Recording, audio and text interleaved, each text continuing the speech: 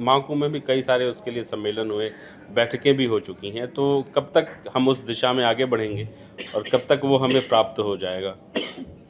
देखिए अभी क्या है कि जब भी कोई राष्ट्र स्वतंत्र होता है तो सबसे पहले उस राष्ट्र का पहला कदम होता है कि वो अपने देश में जो परतंत्रता के चिन्ह रहते हैं उन परतंत्रता के चिन्हों को हटाते हैं। तो हमारे देश जब स्वतंत्र नहीं था तब ये स्थिति घटनाएं घटी और हम चुनाव इनमें केस लड़ते रहे और कई बार संघर्ष होता रहा, कितने लोगों के प्राण चले गए इनमें। राम जन्मभूमि में रामलला विराजमान हो चुके हैं। तो अदालतों में जो सबसे बड़ा मुख्य पॉइंट होता है, क्या कहीं ऐसा हुआ है?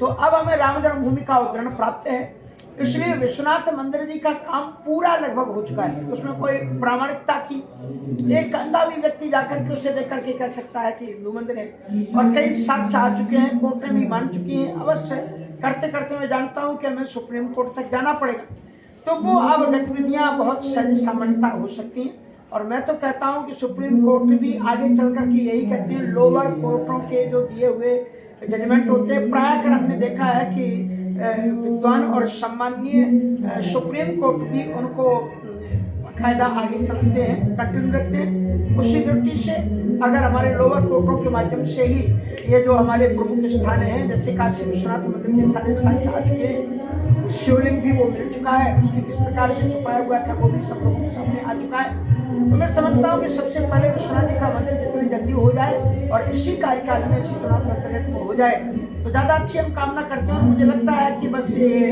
कुंभ आदि निपट जाने के बाद में बहुत ज़्यादा नहीं लगना चाहिए टाइम, 1 वर्ष के अंतर्गत ही बाबा विश्वनाथ जी का मार्ग प्रशस्त हो जाना चाहिए। मंदिर का जो भव्यतम दिव्यतम मंदिर है निर्माण होकर के सनातन धर्मावलंबियों के लिए उन्मुक्त हो, खुले कपाट मिले और हम लोग दर्शन करें। महाकुंभ की दृष्टि से युवाओं को हम ये कहना चाहेंगे कि हमारे सनातन धर्मावलंबियों ने कितनी परंपराओं से हमें संदिग्ध समय एक साथ बैठने की प्रेरणा दी है, एक साथ चलने की प्रेरणा दी है, एक साथ भोजन करने की प्रेरणा दी है, एक जैसी वाणी बोलने की प्रेरणा दी है।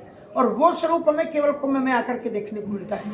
हम जब पवित्र त्रिवेणी में स्नान करते हैं, क्या हम देखते हैं हमारे बगल में कौन स्नान कर रहा है, हमसे आगे कौन स्नान कर रहा है और किसका पानी बहता हुआ हमारे अंग को स्पर्श करते हुए बह जा रहा है। इसलिए इसमें हमें पता चलता है कि हम सब एक हैं, हमें किसी प्रकार का भेदभाव है नहीं।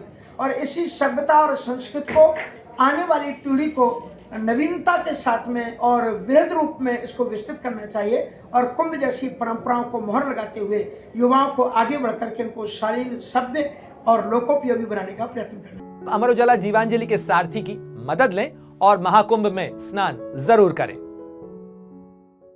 अमर उजाला जीवांजलि के सारथी की मदद लें और महाकुंभ में स्नान जरूर करें।